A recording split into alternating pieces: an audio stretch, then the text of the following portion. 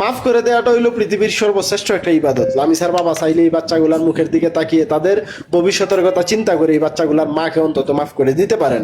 হ্যাঁ, আমরা চাই যে দর্শনকারীর সর্বোচ্চ শাস্তি হোক, কিন্তু এই মহিলাটা তো আর দর্শন করে নাই। হ্যাঁ, সে যে অপরাধটা করছে সেই অপরাধের জন্য আজকে যদি তাকে ফাঁসি দেওয়া হয় তাহলে তো আর লামিসা ফিরে আসবে না, বরং এই বাচ্চাগুলারও ভবিষ্যৎ নষ্ট হয়ে যাবে। তাই মানবিক দিক থেকে চিন্তা করে, এই বাচ্চাগুলার ভবিষ্যতের কথা চিন্তা করে আমি আমার ব্যক্তিগতভাবে লামিসার বাবাকে অনুরোধ করে বলি, প্লিজ যদি পারেন আপনি অন্তত এই বাচ্চাগুলার মুখের দিকে তাকিয়ে এই বাচ্চা।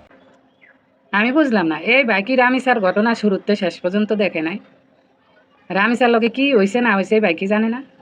হ্যাঁ, যদি এটা জানি নাই থাকে তাহলে এমন কমাক্কলের মতন কথাটা কেমনে কইছে? কি ও ভাই, আপনি জানেন না রামিসার লগে কি ঘটছে? হ্যাঁ, জানলে তো আপনার এরকম কমাক্কুল্লা কথা কয়ার প্রশ্ন ওঠে না। আপনি কোন জ্ঞানে কইতেছেন যে স্বপ্না খাতুনরে মাফ করে দিতে?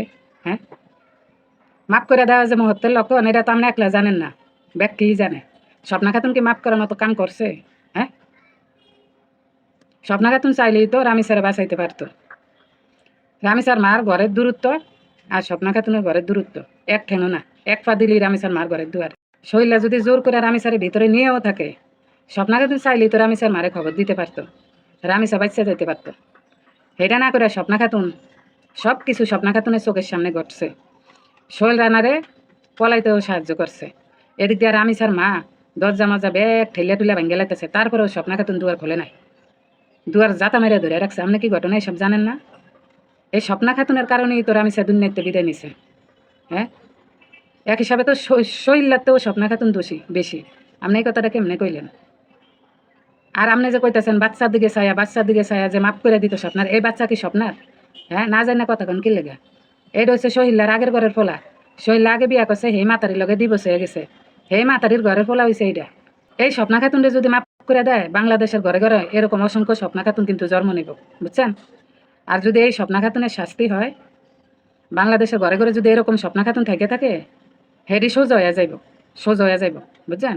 অপরাধ যে করব আর অপরাধীরে যে সাহায্য করব, দুজনে যদি সমান শাস্তির ব্যবস্থা থাকে দেশ থেকে, অপরাধ এমনিতেই কমিয়া যাব, বুঝছেন?